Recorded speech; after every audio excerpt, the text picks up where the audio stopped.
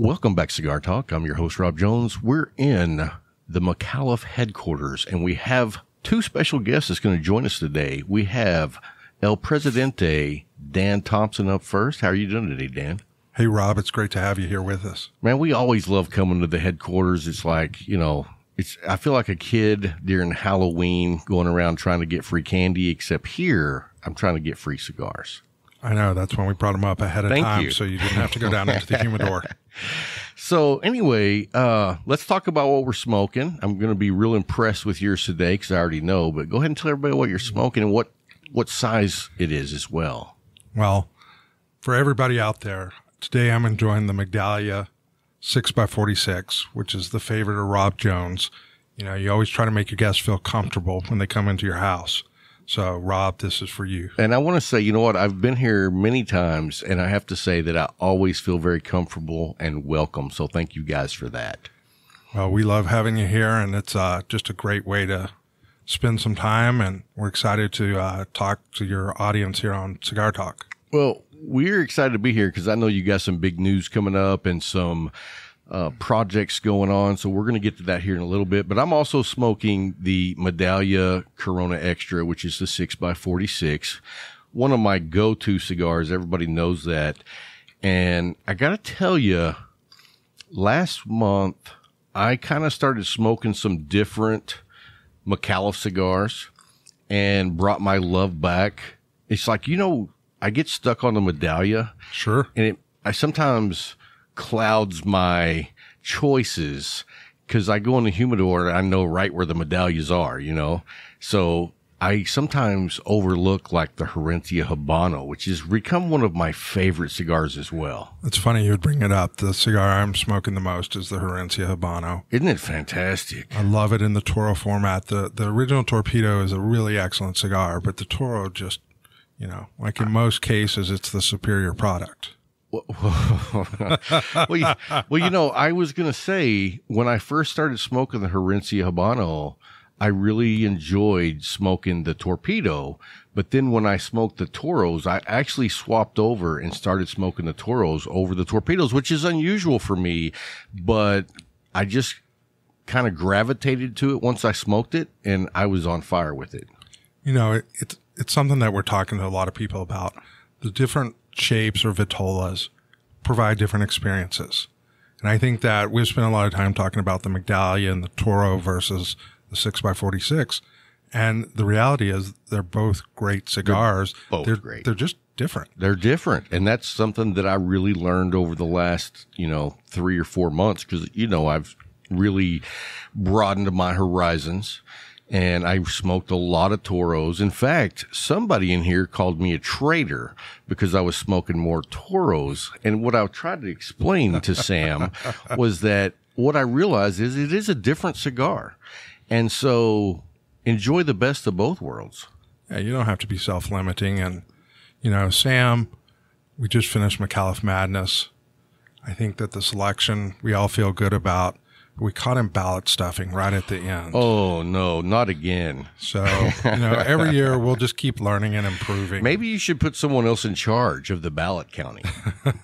Well, it's out in the open on Facebook, but all of a sudden his wife started voting. And, subtle influence, but we've made a lot of progress. I understand. Hey, so tell everybody what we're drinking. We're here at Mcauliffe, and he pulls out a special body that I've never had before. Yeah, I wanted to introduce you to one of my favorites, which is Ron Zacapa, which is a rum from Guatemala. It's the 23. They have an XO, and they have the 23, and they actually have a rum that's kind of got a smoked version or taste to it. How's that? I don't like it. Okay. But that's just me. A lot of people who enjoy like smoke-cured cigars and other products like scotch that's smoky, they may love it. This is the original. I kind of fell in love with it. It doesn't have the price pressure as some of the whiskeys or the scotches. So for about $35 for a bottle, you've got a great product, and it's just beautiful. Upper echelon premium That's at right. $35 compared to a upper echelon bottle of bourbon, you're going to pay $75 to $100. or $100. Right. They do have an XO version. It's very good, but I don't think it's worth the premium. This is actually my preference.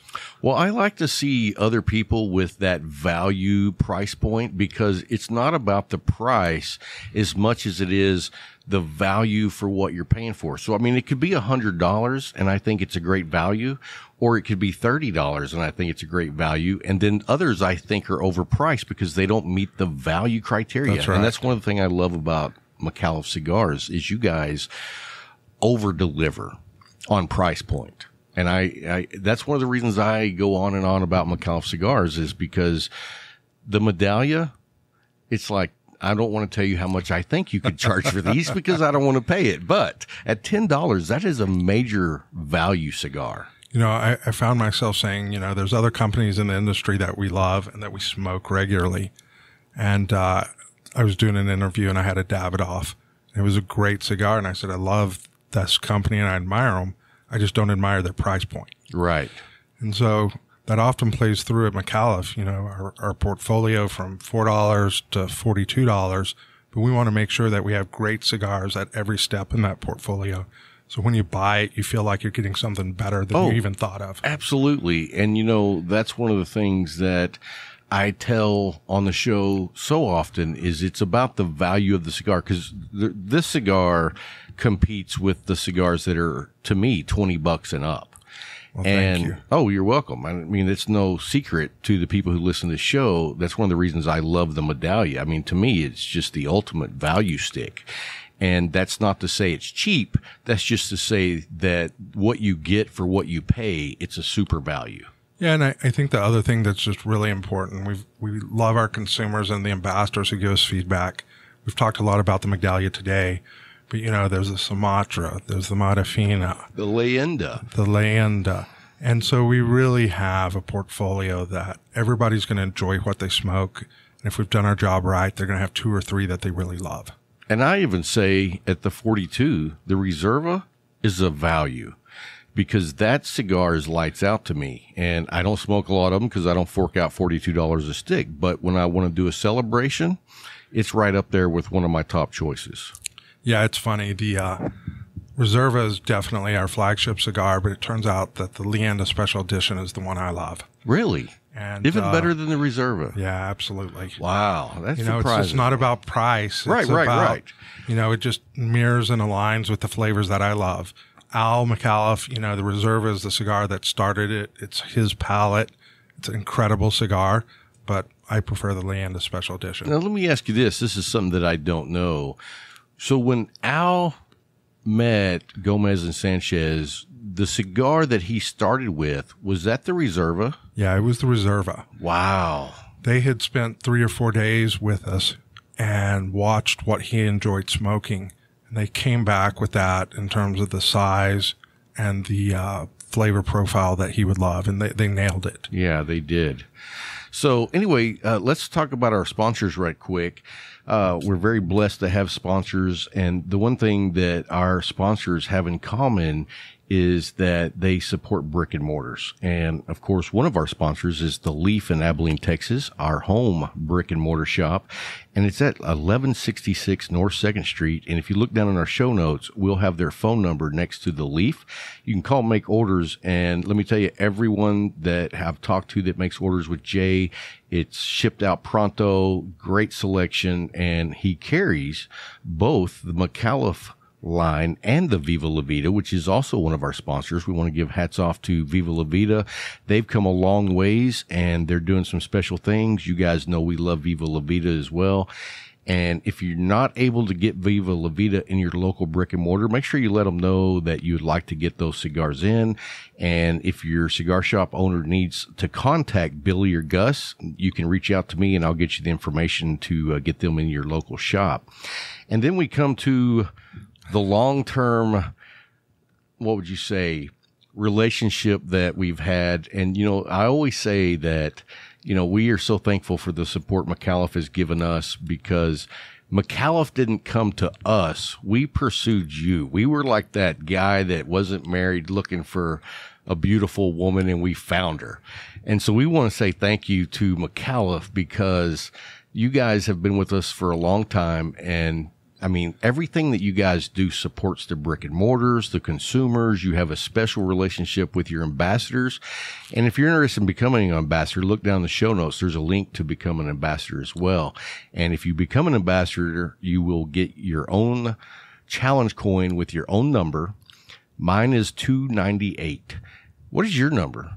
You know, nobody's ever asked what my number was. I just thought of that. I don't know your number. I'm number 15. Wow. So there, Bryant. I've been waiting for this moment, but I wanted to have Brian in person when we got to discuss it. You know what? He was going to try to come this week, but his wife's birthday was this weekend, and they went out of town to celebrate her birthday. I'm sure good for him. That's why he gets to stay married. Oh, and his wife has been buying him gifts that are cigars. I mean, they have got a really They've nice got a great relationship. Yes. It's fun watching them. Yeah, they are really something special. And so anyway, guys, we just want to say thank you to all our sponsors, especially to Mcauliffe. You guys have been with us for a long time, and it's just a special thing to us. And I mean, the line of cigars, like you said, $4 to $42, 17 facings. 17 different blends. With several facings with Vitolas. With multiple Vitolas. I say Vitolas. Yeah, that's all right. I understand. That West Texas dyslexic kid. You know, thank goodness Sam helped me with some vocal instruction. Oh, nice, Sam. So we've got 46 Vitolas that are in the market now that are under those 16 different blends. I got you. And you got some new stuff coming up. You've got some news that you want to expand upon. So what's been going on at Mcauliffe? What are you guys focusing on? What are y'all planning in the future? Tell me what you've been got. Yeah, we were really excited. You know, in 2019, we put an open letter out to the industry about what our strategy would look like, really focusing on the brick and mortars. And last year we were able to, you know, end our relationship with people like Cigar International so that we could become a brick and mortar exclusive. That's all been done. We promised it. We did it.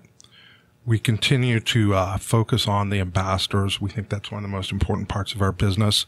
You're sitting in our conference room today. You can see the large TV to our side.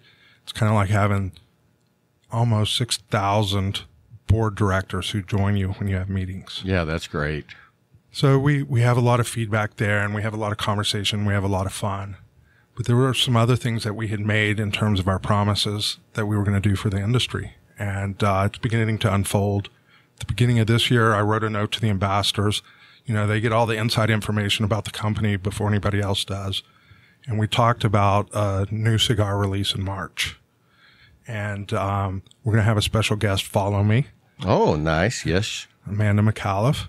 And we're going to let her talk about that cigar. But I'd like to talk for a few minutes about the promise we made last year about growing the premium cigar market to different audiences. And what does that look like? So for us, you know, there's a lot of ways you can do it. It's predominantly a male market. Men dominate it in terms of the purchasing. And that's great. We love it. That's what we are and we enjoy and have for many years.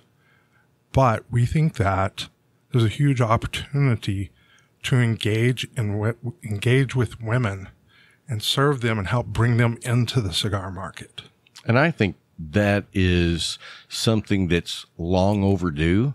So I appreciate the fact that that has become a focus for you guys. Yeah, it's more than a focus. I mean, you start with Al Mcauliffe at the top. You know, it's no secret. Al loves the ladies. He loves to have them in his presence and company when he's out on social events. You know, he said several times that to him, hell would be to go to deer camp with a bunch of guys. He'd much rather spend the evening at a cigar lounge and have men and women and have a great evening there. Right. And so my perspective, you know, I've always been surrounded by really strong women, whether it's my mother or grandmothers. They did a lot of things that were kind of unconventional at the time. You know, she's a doctor or has a doctorate. I had a grandmother that would take her friends in an Airstream and they would drive to Argentina in the 40s. Oh, wow. That's awesome. So when you're surrounded by, you know, not just the women that you love, but these role models, you're excited and you want them in other parts of your life. You know, and I think that we've seen over the last 10 years, we've seen a lot of women join us in the whiskey side Oh, of the absolutely. entertainment business. I know you're a huge whiskey fan. I am. I think that you find that you're seeing more women make great recommendations, and they're selling whiskey. They're starting to craft whiskey as part of those families. We just think that the cigar is a natural extension of that. We're excited to be able to think long and hard, where we spent about a year, and how we can engage in a deep and meaningful way, something that when you present it, you're helping the brick and mortars grow their business, which is key to us. And we know that women are just like men. You know, they're going to try their first cigar. They may or may not like it.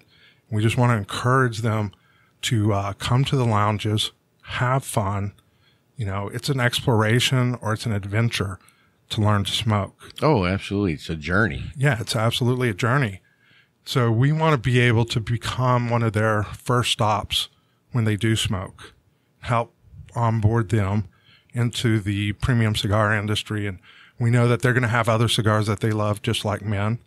You know, there's no difference. We all have these great tastes, but for some reason, half the population wasn't involved in it. Well, you know what I think also, when I think of the women cigar smokers that I know, I'm going to come out and say this. I think in general, women's palates are more sensitive than ours, and they can pick up notes that I don't get.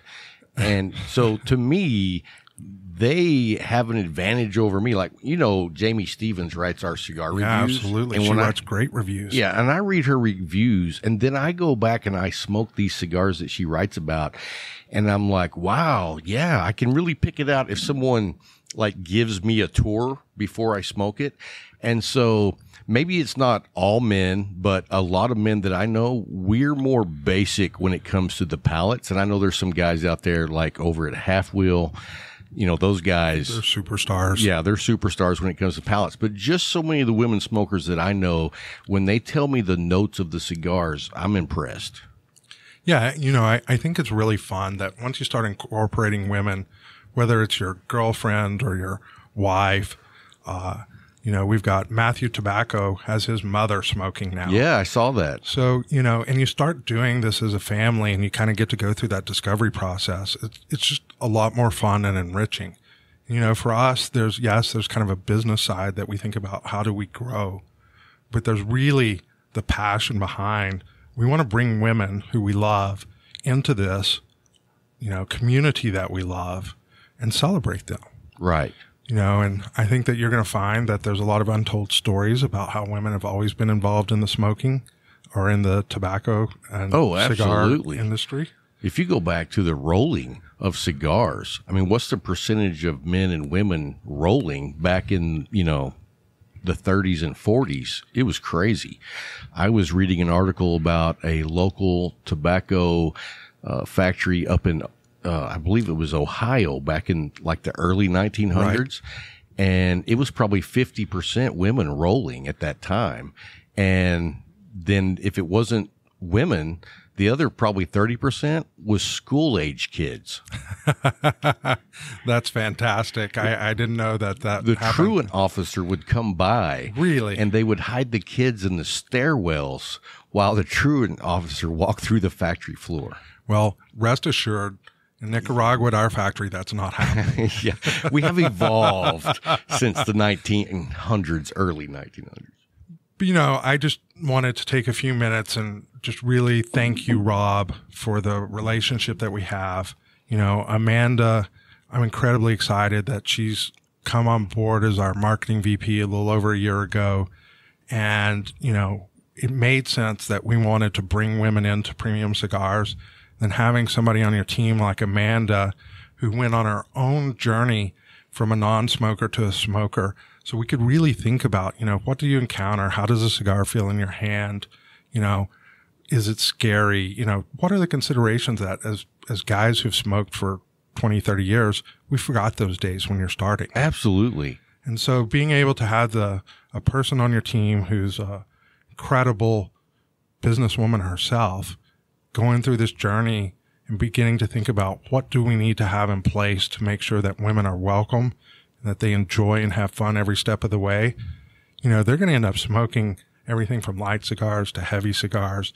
they'll go wherever their palates take them. Absolutely. We just want Mcauliffe to be at the first of that journey and part of their daily rotation or weekly rotation to be a Mcauliffe cigar. Sure. Sounds good. Well, thank you for having us again, and we will get Amanda on the show and we'll get to hear her side, because when I think of Amanda, she to me is a pioneer in so many ways. And, you know, I'm a big fan of the story of her doing the Cannonball Run, but what she did out in California on her own was amazing too. And so for her to be here, part of the Mcauliffe team now, I think that's a no-brainer. Yeah, we're incredibly fortunate. You know, you're setting the table very well for the conversation. You know, as a leader, Al Mcauliffe and I are completely committed because we love having women around us when we're smoking. I know that the sales team feels the same way. So to have a business that was ready to make a move and then have an almost perfect person come in, starting that cigar journey, who was out telling stories in movies, who's out in social media for LA for 20 years, to be part of what we're doing right now, it's just absolutely perfect. Yeah, I think that's great. So let's get Amanda on over here and let's see what she has to say about the subject matters. All right. Thank you, Rob. Dan. Appreciate you. We thank you. Hey, guys, before we get to Amanda's interview, I wanted to show you the humidor that we got from Case Elegance. It's called the Octador. It's a beautiful humidor. I mean, this has a black piano walnut finish. It's absolutely beautiful. And it's snug. It's tight. It fits great. They have a... inside the wood, they've placed a magnetic system that holds the lid down snug and tight, so you don't have to worry about losing your humidity. It's got a real glass top, and it looks phenomenal. And then you open up the inside, it's got a removable tray. You can see the Case Elegance name right there on it. And then they also ship with it a patent-pending solution to keep your cigars humidified. If you look down at the very bottom of the humidor, it has a removable lid where the humidification system fits down underneath your cigars. And so they have everything that you need in one package. You get the humidor, you get the solution, you get the beads, and you get the tray. So it'll hold all your cigars and keep them humidified. Now, if you look at the front of the humidor, it has a digital hygrometer, and that will keep you informed of what your humidity is at all times. And I tell you what, that is so handy. I wish I had a couple more of my humidors like that. And then if you look down the bottom, there's an accessory tray, and that's where you can keep your travel humidor, you can keep your lighters, you can keep your cutters. That way, whenever it's time to smoke, you always have what you need with you. I mean, I love being able to find my stuff. Let me tell you, you don't know how many times I'm looking for lighters. Maybe I'm forgetful, but I can tell you what, it is so nice being able to keep all your stuff right here. So when you're ready to smoke, you have everything that you need. Now, I also want to tell you that the complete interior is Spanish cedar. And so you're not going to lose any of your humidity. I mean, this thing is a humidity magnet. It's going to be lights out. And then if you look on both sides, it has space gray metal handles. And then also, instead of just two, which a lot of the humidors I've seen just have two hinges, it has three. This thing is made like a tank. It is beautiful, but it's also very sturdy. They made it very well. But anyway, make sure you go by and check out the Case Elegance website. We've got that posted down below. It'll be in the show notes. And I tell you what, I love this thing, and we're going to give it away. We're not going to keep it for ourselves, and we'll be letting you know how you can win this Octador on an upcoming episode real soon. But go by and check out. They carry a lot of other things too. So we're just pleased to present this to you guys. Anyway, guys, up next is Amanda Micallef. All right, guys, welcome back. We have Amanda Micallef with us now. We're so glad to have you back on the show. It's been a while. Hi, Rob. How are you? I'm excited to be here. I'm doing good. You're so busy. You're always coming up with like new and exciting things. And so that's one of the reasons that we wanted to get down here and have you on the show and talk about what you've been working on. But before we get to that, let's talk about what you're smoking and what you're drinking. Well, I'm smoking Migdalia 4x46. Okay. Which is my favorite Migdalia. Okay. There's a lot of talk around here about what the best one is. All of you guys are wrong. Well, This is clearly the superior cigar. I got you. And I'm drinking some Texas whiskey, but it's heavily peated. It's Bocconus peated whiskey. Sam introduced me to this distillery. It's outstanding. But yeah, it's like a peated scotch. I didn't know they made that. I didn't either until about 6 weeks ago. And is that just considered a whiskey? It is, because it's not, I mean, you can't be Scotch unless you're from Scotland. Well, we have a big debate on that as well. Like Texas and California and other states as well make bourbon. And I'm like, that's not bourbon. It's whiskey, Right. but it's not bourbon because bourbon has to come from Kentucky. And that's Yes. the way I feel about it. But So similar, you can't have a Scotch that's not from Scotland. I have mixed feelings. To me, it should really be more the style of the drink, because as a consumer, I want to know you want to know that whiskey tastes like Scotch. more than Gotcha. I'm really looking for the region necessarily. I got you. So it's like champagne. There's lots of things like that, right? That we've said you can't call it something, but we don't have a good word for in the style of. I think you could change it up to be, maybe Texas bourbon. And that way people know it's like bourbon, but it's made in Texas or wherever it's made. Yes. Anyway, so I've never heard of a Texas whiskey with peat. That's something new. It is excellent. You should try some before you leave. Now, do you like something really peaty? I do. Now, like in the Scotch realm, what Scotch do you prefer that's real peaty? Oh, I'm not Are you- I'm not going to be a good person to answer this. Well, have you had like Laforag? I have, and I like that a lot. Wow. Yes. Wow. I do. I'm impressed. I like something heavily peated. This is, and I like a strong drink. Yes. I don't go in for the lighter fare. I got you. Well, I like a strong drink too, but I'm not a big fan of peaty. I like Scotch, but I like the lesser, the creamier peat, like a Springbank. And I don't know if you know this, but like when you have a peaty drink, it can be like bold and hard peaty. Mm-hmm. But if it's more on the lighter side, the reason for that is because the peat is actually on the shoreline. And whenever there's like the peat growing where the water continuously crashes and it's real frothy, that lightens the peat. I did not know that. That's very interesting. I thought it was interesting. There's a little trivia that you can ask someone sometime. I like that. But I like anyway, that. so let's talk about what you've been working on. It's been a while since I talked to you, and so lay it on us. This has been in the works for quite some time. We are working on a special edition that's coming out on March 8th. And it's coinciding with sort of a big conversation that Mcauliffe is going to be having for, at least this year, but I'm hoping really for much, much longer. From now on. Yes. I mean, it's going to be part of the conversation. Absolutely. So March 8th is International Women's Day. I knew that. Yes, which is, it's I think it's a cool day because it's really just about celebrating women from all over the world in all walks of life, regardless of what they do. Right. So it could be, you can be celebrating, women who stay at home and take care of their kids, which is an incredible thing, to, women who work in factories, women executives, women who started their own business. It's really just encompassing that women are an essential part of, the workforce. Right. No matter how you define that.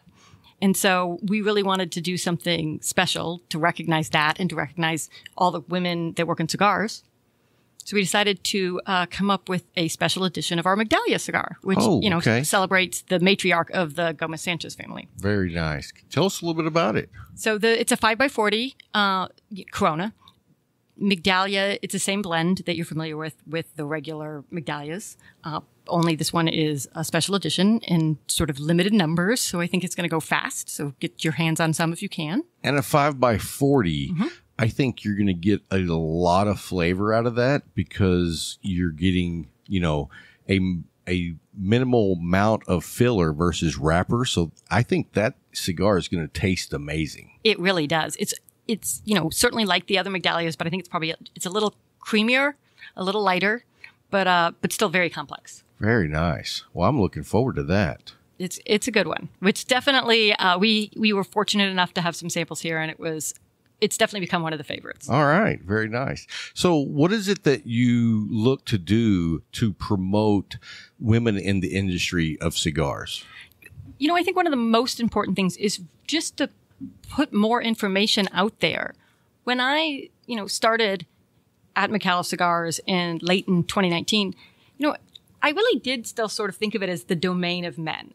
Not that I didn't think women could smoke. Certainly, I'm a tomboy through and through, and I think women can do whatever they want. But you don't think about it as a business that women aren't actively participants in, which is completely untrue. Which mainly as a consumer, because in the industry, you do have a lot of women engaged in whether it be a brick and mortar cigar shop, in the factories, sales reps. So, really the consumer level of female participation, can't say it right today.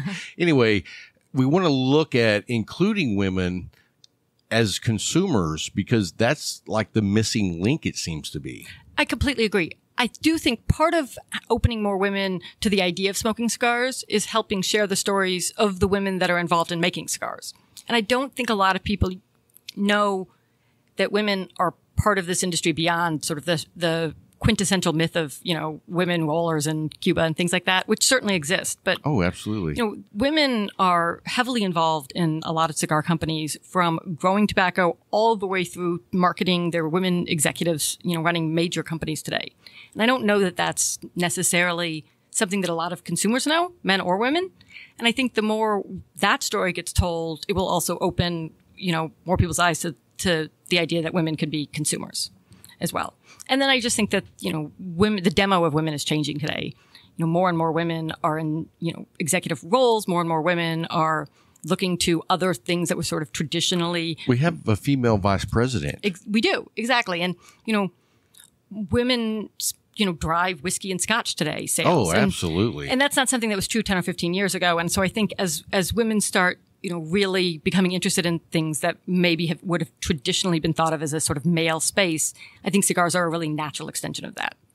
Absolutely. And, I think that more women in the cigar lounges, the brick and mortars, is a breath of fresh air.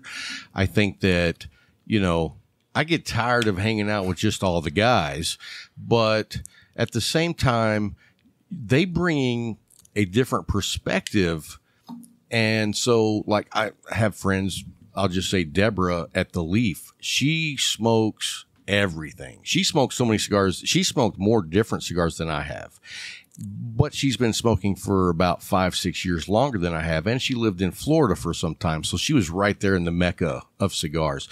And it's funny because I remember going to an event where the sales rep at the event, when she came in, was like, "Oh, let me let you sample this Light Connecticut." And she was offended. She was like, "You think because I'm a woman that I can only handle a Light Connecticut? I smoke every one of these guys in here under the table. So I want this cigar," and it was one of those eye openers to me, because I didn't realize that certain cigar lounge atmospheres treated women differently. So that's something that we've really been like, hey, women have just as much opportunity to enjoy every cigar in here as we do.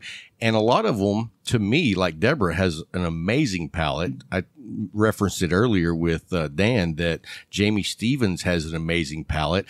So I kind of feel like some of the women that I've been around that smoke cigars have better palates than we do. And maybe it's because they pay attention more, or maybe it's that I don't pay attention enough.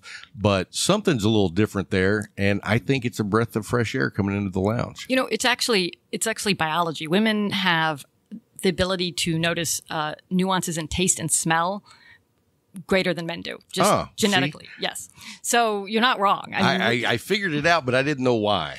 So it really is true that women really can sort of pick apart the different notes in a way that it's a little more challenging for men. Very interesting. It is. And so I do think that makes it really interesting as women will start smoking more and more to kind of hear how they choose to do, flavor notes or review cigars and things like that. And you work a lot with a female cigar reviewer, which I think is really cool. Yeah. And, Jamie's been with us for, over a year and 2 months. And she knocks out amazing reviews on cigars that cover the spectrum. It's not just, light cigars, flavored cigars, bold cigars. She smokes everything. And so to get her perspective and for her to talk about the different notes in the cigar, I love it. And the cool thing about it, if you guys haven't gone by our website at cigartalkpodcast.com to look at Jamie's reviews, she gives it in a personal way. So it's not just like data. You know what I mean? It's not boring. So I appreciate everything that she does. But I think that I would love to see what you're going to do to incorporate bringing more women consumers into the market. We have some fun things planned, some of which I'll tell you about today, and some we'll reveal over, the next couple of weeks and months. But, what I think one of the biggest things is just openly talking about it. I think there's this unspoken idea about owning the fact that a lot of people just assume women want to smoke flavored cigars, and some do, but not all do. And I don't hardly know any that do on a regular basis. Right. And so I think, the more that we can just be really open about the conversation, and that different people like different things and different people like different size cigars, and there's no right or wrong to those things, it'll start to lessen these preconceived ideas that I think turn a lot of women off, to be perfectly honest. Sure. That there are women who are interested in smoking, but they don't want to be treated like the little lady coming into the lounge. Right. They want to be able to come in on their own, on the same footing and the same sort of level or amount of respect that you would, have any man who walked into the lounge. And then I also think, women don't always want to speak up, and even men to some degree, and say, the lounge at first can be a very intimidating place. Even for guys. Absolutely. And so I think the more that we can try to dispel some of the ideas of what a lounge is and isn't, and what to expect, and how to conduct yourself, and how to, light a cigar and ask about cigars, and let's dive make into a big difference. That aspect just a little deeper. As a female cigar smoker yourself, what experiences have you had going to different lounges? Not to name the lounges, but I mean, positive or negative, that you would like to see how it should be? For sure. So I've been really fortunate. I don't know that I've had any negative experiences going to lounges. I definitely had a preconceived idea of what going to a lounge would be like, and it's nothing like that. I mean, I thought it would be very cliquish. When you first walk in a lounge, you can tell there's different groups sitting, depending on how the lounge is set up, and there's this idea until you've been there that they, you can't sit with us. Like, they've already sort of got their group. And, that I would not know what I might like to smoke, or be able to I would know so little that somebody wouldn't be able to guide me towards something that I would like. It's kind of the opposite of that. Lounges are unbelievably welcoming. Absolutely. I have never gone into a lounge and felt like once I, walked up to a group or introduced myself, that people weren't open and welcoming to include, me in the part of the conversation. I think part of people wanting to go to lounges is to have different conversations and to meet new people.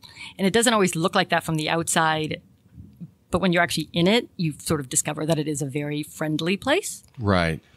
And so, it's been very, very positive, and I've been very fortunate. I do think, there is a lot of times there are not a lot of women in lounges. So I do think sometimes when a woman shows up, people could be very excited, and they can show that person a lot of attention. And sometimes that's great. Sometimes women can feel a little overwhelmed by the amount of attention they're getting, and it can actually be a turnoff. So, one thing that I hope that we continue to have a very transparent, open conversation about is sort of, treat this person who comes in, whether she's male or female, as you would any other cigar male smoker. or female. And so be friendly and be open, but you don't be so overly solicitous that you might be making somebody uncomfortable. Don't be all over them, please. Yes. Because I've seen that happen, and it makes me just be like, man, sit down and let her enjoy the experience. Yes. Leave her alone. And I remember I was at a lounge that I had actually set up a ladies' night, and it didn't go well, and that was only because, it's a new idea. But I think that lounges across the nation should do at least, like if they have a membership area, they should start doing a ladies' night once a month so that women can get together as friends, and no men are allowed back there. They can come and chit chat and drink or whatever they want to do. But I think that's a great way to introduce women in a vibe that's not intimidating. where you're with your friends. Yes. And so the first night we did that, it didn't go over well just because there was only one woman show up. And then we had this one guy that went back there and sat with her the whole time. And I was like, she was reading a book. Leave her alone. She was enjoying a drink, a book, and a cigar. And so, you know, I don't know what the perfection of that looks like, but I think just making people feel comfortable, and you know what that looks like. So if you're comfortable, because I can imagine, I know when I came into a lounge the first 3 or 4 times at my home lounge, I would walk in and I was so intimidated because there's all these guys that they look like they know what they're doing. I don't have a clue. So I can't imagine the same feeling for a female walking into a lounge and it's all men and they don't have any experience. It's very intimidating for other guys. So I know it must be for women. So I would say that even for, and I say this for all cigar smokers, if you're new to a lounge and you're really a new cigar smoker, the first thing that is wise is go in and talk to the tobacconist and let them be your guide. Yes. Bring a friend or make a friend. Yeah, exactly. You know, whether you're a man or woman, I think that makes a big difference. I have been to some female events that were really thoughtful about. The event was open to men and women, but they had an area where they sort of went through sort of some cigar basics that was off to the side just for women so that they could kind of get comfortable and get used to things, you know, without feeling intimidated. And feel good about asking questions. Yes. And then, but still like allowed, you know, the commingling was still allowed as well, which is kind of the perfect mix. Because I think, you know, what you also don't want to create is that there's this, you know, girl, it's not the, you know, lunchroom when you're a kid, right? There's not the girl side of the lunchroom or the guy side of the lunchroom. The idea is cigars are an incredible community and we want people to feel comfortable smoking with their, you know, brother, sister, girlfriend, wife, you know, partner, whatever. And so, you know, I think it's important to provide some early access to information in whatever way a new smoker is comfortable getting it. And then also encourage people to smoke as, you know, a mixed group and become comfortable with that idea. I think we'll also lessen that idea every time a girl walks in. It's like, oh, there's a girl here. And everybody wants to talk to her. And so what I'm hoping is that as we start setting up events and doing more and more around kind of introducing cigars to women, that we do set up some female-only events, but also that we try to really encourage a lot of sort of mixed or co-ed events. And so that when we're marketing events, it's not just about kind of marketing to the typical I like that. consumer, but that it's like, hey, you know, bring your partner or bring your girlfriend or bring your husband, however you do it. But we really structure things to be set up for, you know, friends or couples or whomever to enjoy together. Right. You know? Well, I think that's a great idea, the integrating, because you want everyone to feel comfortable when they come back and they might not be in an all women's group. Yes. So I think that's very important. Yes. And you know, one of the things that when I talk to men that smoke, so many of them have a woman in their life that they would love to smoke with them. And so I think encouraging, you know, that kind of night is also going to be, I hope, a big hit, but I hope kind of open other people's eyes to, oh, wait, I can do this with my, you know, significant other. And if you think about the level of conversations that go on in brick and mortars, it's a very open forum. And so if you are with your significant other or your sister, it just is a place where you can have relaxing conversations. You know what I mean? Think about if people who smoked just 3 cigars a week did that with somebody special in their life instead of alone or with a different group of friends, how much healthier a lot of relationships would be. Oh, absolutely. You know, because that is the beauty of, you know, you can only smoke a cigar so fast. And so you're sort of, in a good way, forced to slow down and have a conversation and take time with the other person. And I think that's a really positive thing. And so I really believe whether it's, you know, work groups going out for cigars instead of, you know, drinks happy hours, or whether it's, you know, couples getting together or family getting together, that by creating a really social environment around cigars, I think it actually, you know, really will drive great conversations for people too. I agree 100%. And I think that you will find the better level of conversations at a cigar lounge versus a bar, just because there's so many things going on in a bar, where when you're in a lounge, the main thing going on is you're sitting around talking. But that's it's funny you should say that, because one of the things that I can't stand about a lot of bars is they're so loud. And yeah, they're busy. Everything's bustling. You can't possibly talk to anybody. Right. I mean, and it's a funny thing. It's like, why do people get together to go out to a place that you have to scream to be heard? Or the person's just nodding their head, but they have no idea. Yes. I mean, we've all been there, right? And cigar lounges are completely different than that. And so I think it, can become this really interesting place for people to choose to meet instead of over coffee or, over a drink. I just think we're not yet, it's not in everyone's repertoire yet. And I think it would be really exciting to change that. And that's a great journey from when you start until you get seasoned as a cigar smoker, which, when I say seasoned, that doesn't mean 10 years. Seasoned cigar smokers can be 6 months. Mm-hmm. It's just being able to go in and enjoy a cigar without the intimidation factor.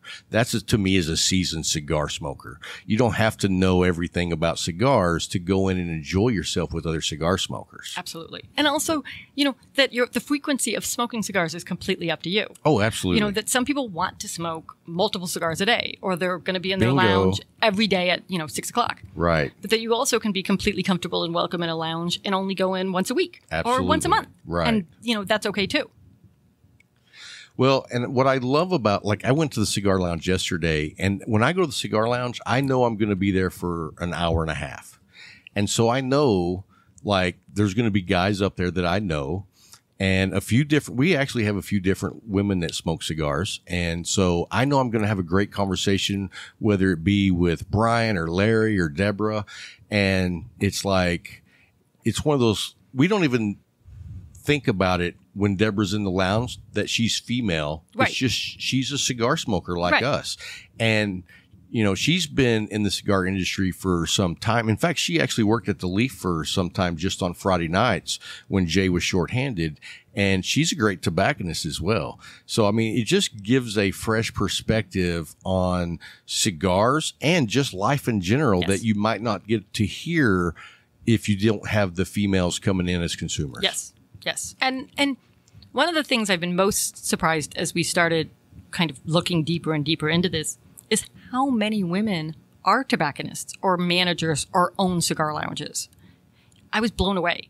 Really pleasantly surprised that it's not a big leap to think that, women are going to start consuming more and more cigars. It's actually going to be a very natural progression of what's already happening. But there's so many women in the industry already that are mostly providing cigars for men right now, but would be so excited to see their, female consumers grow. Oh, absolutely. I agree 100%. So now earlier you told me you were working on a little something that you couldn't tell us everything about it, but you would tell us a little bit about it.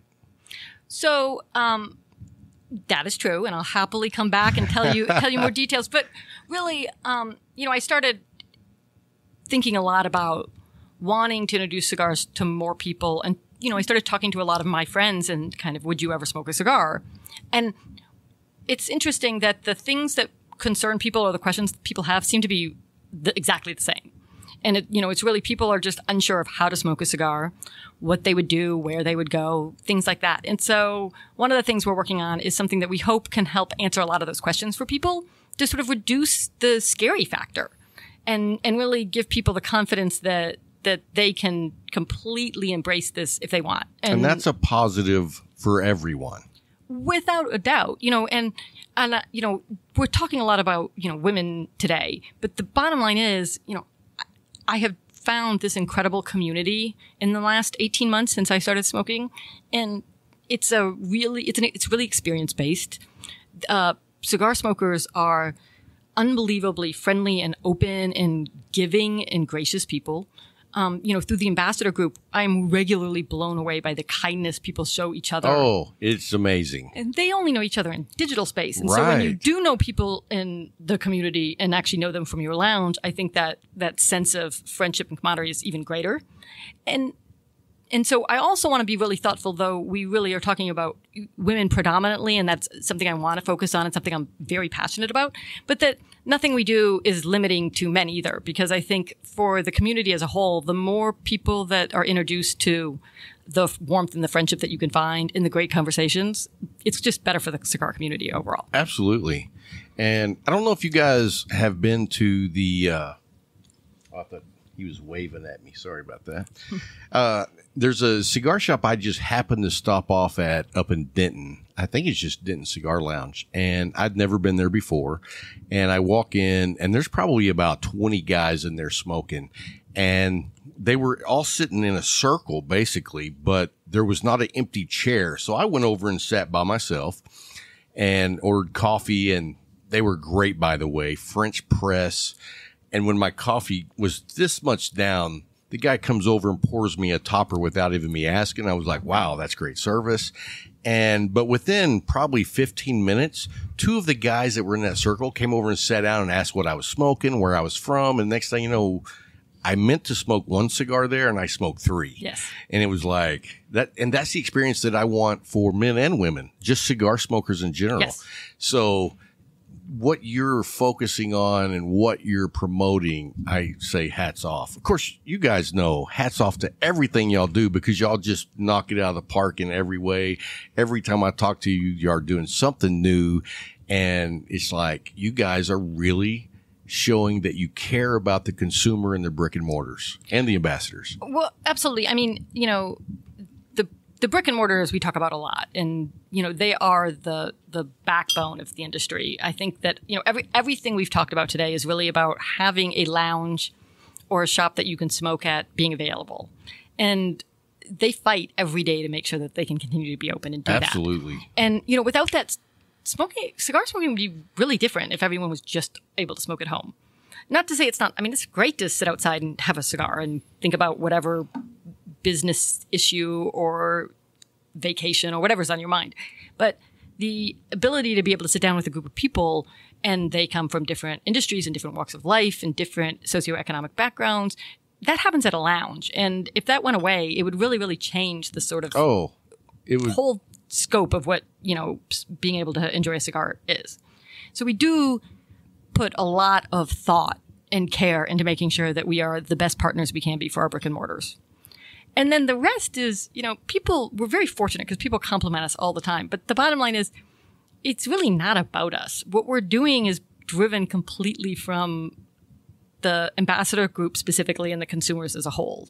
At the end of the day, if we're not putting cigars out and programs out and things that the consumers want to engage in, we may as well pack up and go home. And I love that that's the way you feel about it because I think a lot of cigar companies miss that, though.